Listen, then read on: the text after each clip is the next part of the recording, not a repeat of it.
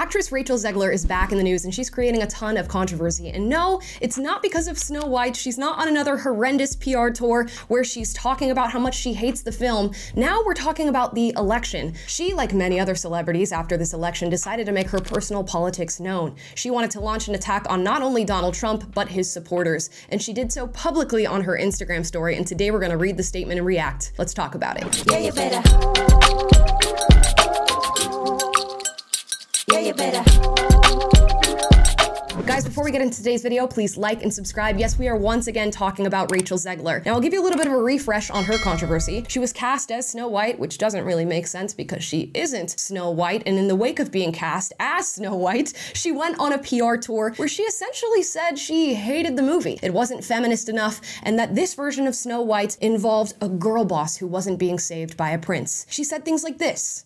You said you were bringing a modern edge to it on stage. What do you mean by that? I just mean that it's no longer 1937, and we absolutely wrote a Snow White that she's not going to be saved by the prince. She's not going to be saved by the prince, and she's not going to be dreaming about true love. She's dreaming about becoming the leader she knows she can be. She also said this. That the cartoon was made 85 years ago, and therefore it's extremely dated when it comes to the ideas of women being in roles of power and what a woman is fit for in the world. Now that we're refreshed, it's very interesting that we got that bit of controversy from Rachel Zegler because it really segues into what she's experiencing now. She decided to once again make her personal politics known in a much more direct, shall we say, aggressive way on her Instagram story in talking about her feelings about this election. And we're gonna get straight into it and read it. I think many of you, I don't even want to say the word shocked. I was gonna say you'd be shocked, but with how celebrity in Hollywood is going these days, you're not gonna be shocked at all. But let's hear from Rachel Zegler. She says, I find myself speechless in the midst of this. And this has been a statement that we've been getting from a lot of celebrities and entertainers. They find themselves so speechless, yet immediately find more words to say. And they're words that are consistently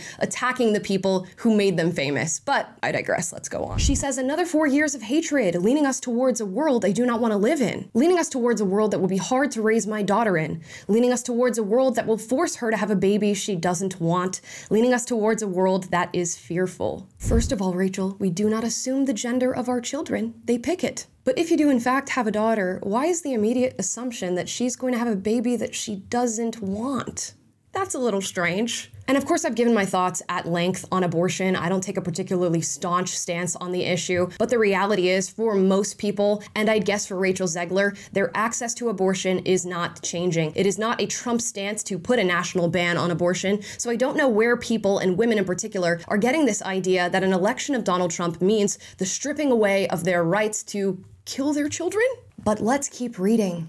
I shouldn't be this shocked, but I am. I'm heartbroken for my friends who awoke fear this morning, and I am here with you to cry, to yell, to hug, to wax poetic on how the left continues to fail us in forging a new path forward. This loss should not have been, and it certainly should not have been by so many votes. I can agree with at least one sentiment in that paragraph here. The left really does need to do an autopsy / post-mortem on this election to really identify why they lost. But she goes on in this statement to really ridicule and attack Republicans and conservatives, which I'll tell you is part of why you lost. And in the consistent coverage we've done of this election and the left's reaction to it, we find consistently that they have not learned their lesson, and this is yet another example. But let's let Rachel continue. She says, I echo Ethel Cain's statement more than anything. May Trump supporters and Trump voters and Trump himself never know peace. First of all, let's dive into Ethel Cain's many statements about Donald Trump. Ethel Cain has been particularly aggressive in her statements towards Donald Trump, even saying after his attempted assassination that she would not have missed. So I do have to wonder which of Ethel Cain's statements is Rachel trying to echo in this post on Instagram.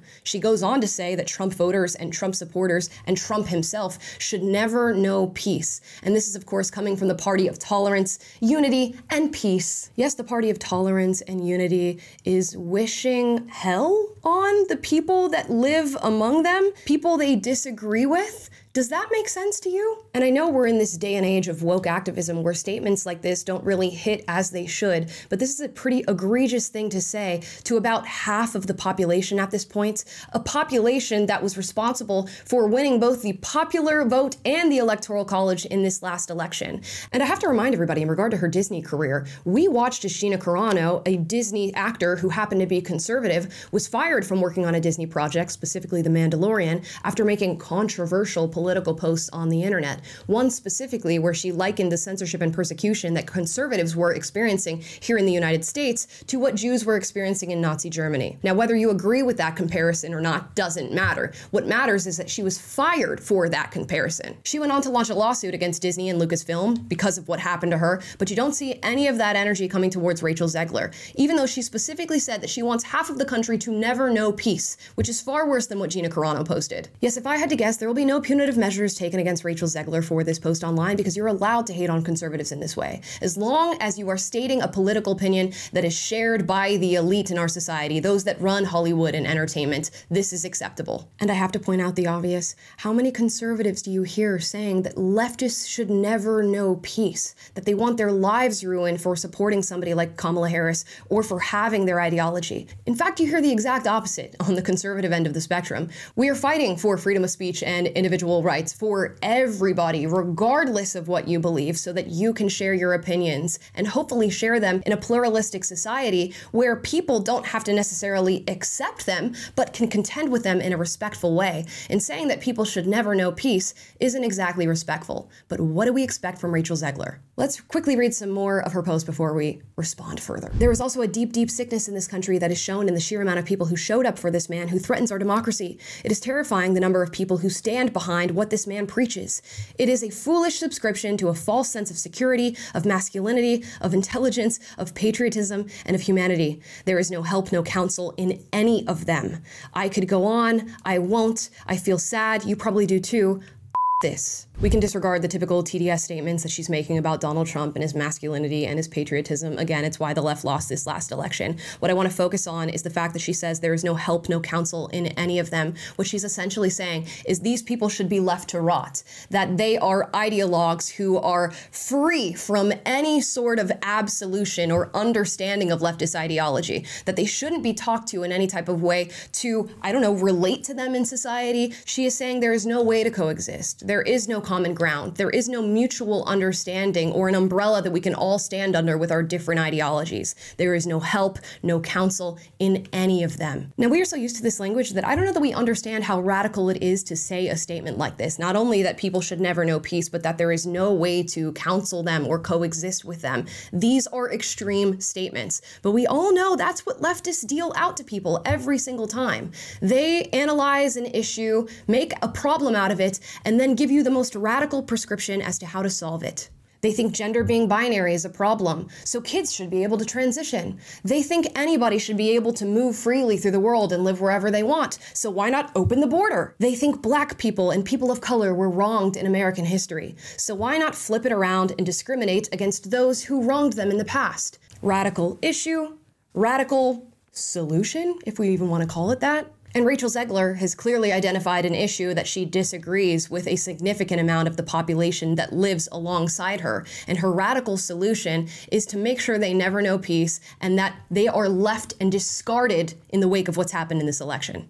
She goes on to tell her followers to leave Elon's app because of his influence in this election, which, whatever. We live in a society where you can choose to do that. If you don't want to be somewhere, you don't have to be there. So that's fine. And she closes out in saying this: okay, that's all. Going on stage for Act 2 now and need to get off my soapbox before I get too heated. Before you get too heated? Meaning you think you were reasonable in the last 3 slides that we read? Sending love to everyone who needs it today. May we all carry each other through the worst and hold these politicians accountable. Your Demgovs just got very important. They already were, but hey, follow your governors, hold them accountable. Local government is where we will make real change. This is not the end ever. I will love through these 4 years as best I can.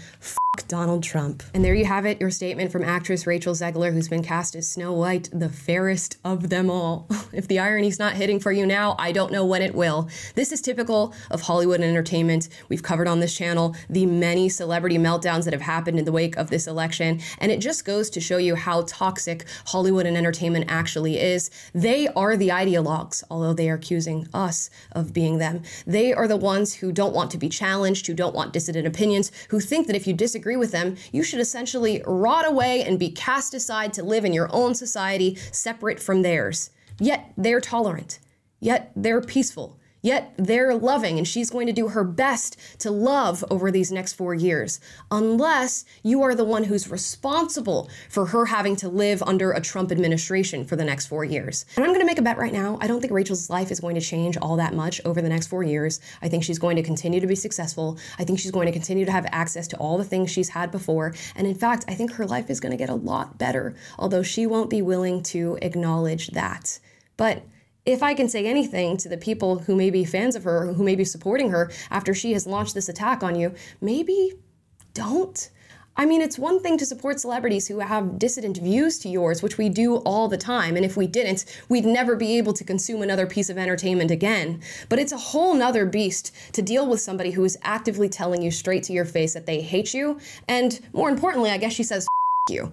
So that's interesting. Again, the fairest of them all. I have to emphasize that. Guys, those are my thoughts on this statement. Let me know your thoughts in the comments down below. As always, if you disagree with anything I said in this video, do get out down below. We encourage healthy debate on this channel, so do so respectfully. And if you like this video, like, subscribe, click the notification bell to be notified every single time I post a video for you guys, which is every day. And I will see you guys tomorrow. Bye. Yeah, you better. Yeah, you better.